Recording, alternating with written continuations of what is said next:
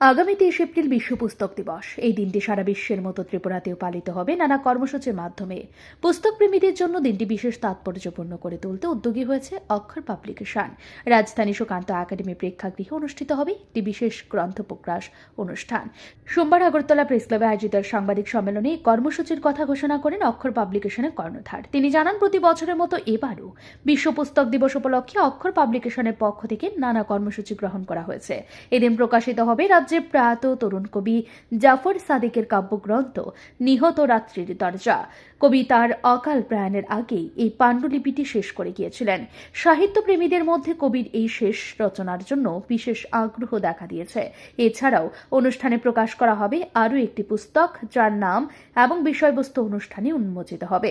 উক্ত অনুষ্ঠানে উপস্থিত থাকবেন কলকাতার বিশিষ্ট কবি ও সাহিত্যিক কুমার রানা, যিনি তার সাহিত্য অভিজ্ঞতা ও কবিতার ভাবনা নিয়ে অতিথিদের উদ্দেশ্যে বক্তব্য রাখবেন।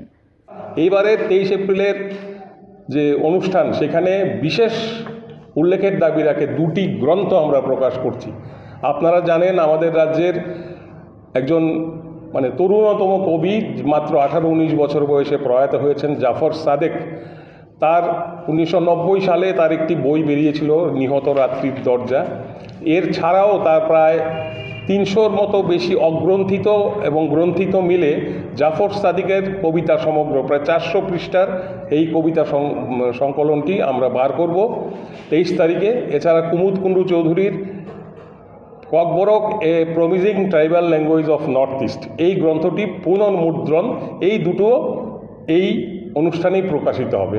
সুতরাং আমরা বলতে চাইছি, এটা একটা গ্রন্থ প্রকাশ অনুষ্ঠান, এটা একটা আলোচনা সভা, একই সঙ্গে এটা একটা সম্বর্ধনা জ্ঞাপনেরও প্ল্যাটফর্ম। এইভাবে আমরা বিশ্ব পুস্তক দিবসকে রাজ্যবাসীকে উপহার দিতে চাই। এবং বিশেষ করে কুমার রানার মতো একজন বিশিষ্ট ব্যক্তি আসবেন, তার কথা শোনার জন্য কলকাতায় বা অন্য রাজ্যে বিভিন্ন জায়গায় মানুষরা ভিড় করে।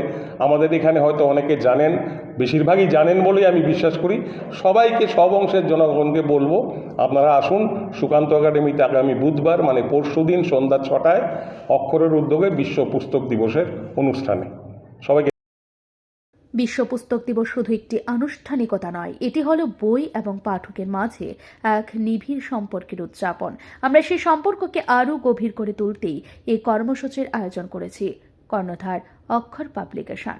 এদিনের সাংবাদিক সম্মেলনে উপস্থিত ছিলেন বিশিষ্ট সাহিত্যিক শ্যামাপ্রসাদ চক্রবর্তী, প্রয়াত কবি জাফর সাদেকের ভাই আকবর আহমদ সহ অন্যান্য সাহিত্যপ্রেমীরা।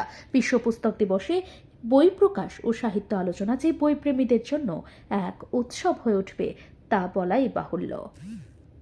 Bureau report, Riddhi network.